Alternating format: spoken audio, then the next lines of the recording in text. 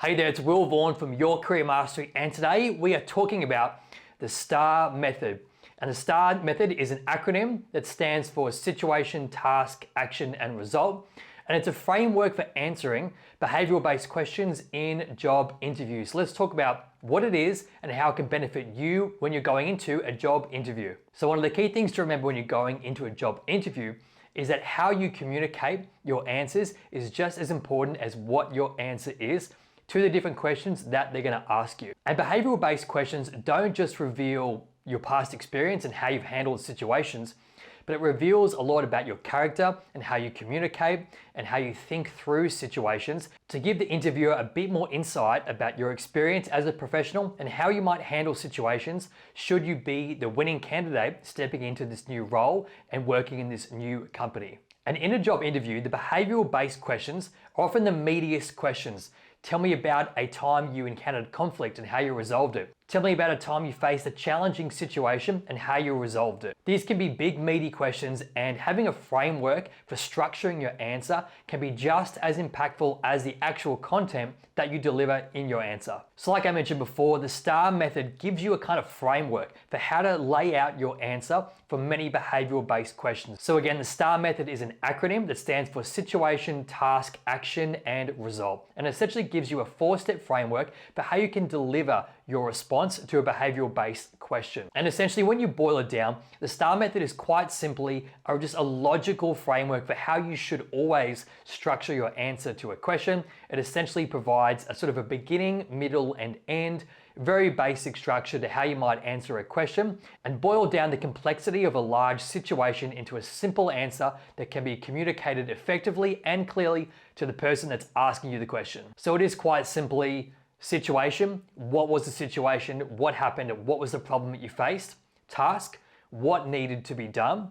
Action, what action did you take to remedy the situation, and what were the results? So situation, task, action, and result. And let's just use a really basic example here and say that you're a firefighter.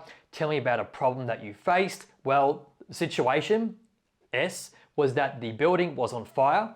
The task that needed to be done was that we needed to put out the fire and get people out of the burning house safely. Action, what action did we take? Essentially, we got the fire hose and shot water at the house. And the result was we put out the burning house and we saved the people from the house and we got a cat out of a tree. Happy days, end of story. So the STAR method doesn't need to be a really complex thing that you follow retentively every time you answer a behavioral-based question. But like I said before, it gives you a really great framework for how you should answer every behavioral-based question, which is to really just set up the context of the situation. So if they say, tell me about a time you faced a challenging situation, set up the challenge, what was the context, don't provide too much backstory, just give a really brief overview of what the situation was. Task and action, so essentially these two parts of the question are quite similar. So you say, here's what needed to be done to remedy the situation, here's who we needed to work with, here's what we needed to do, here's what actions needed to be put in place and in what order.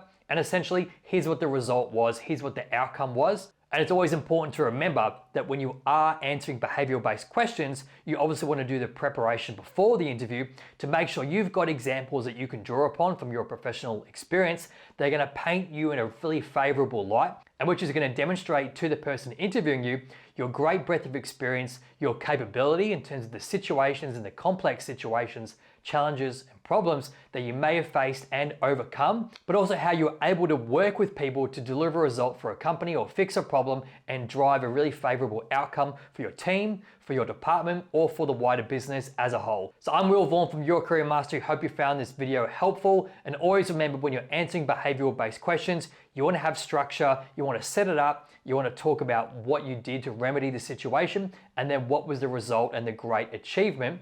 And make sure you give credit to other stakeholders in your response if they were involved, just to really show the interviewer that you're a team player and that you understand it takes usually more than one person to drive a result or to fix a problem. Hope you found this video helpful. If you did, don't forget to subscribe to the channel. More videos coming out each and every week, and I wish you all the best if you've got a job interview coming up. And I'll see you in the next video. Cheers.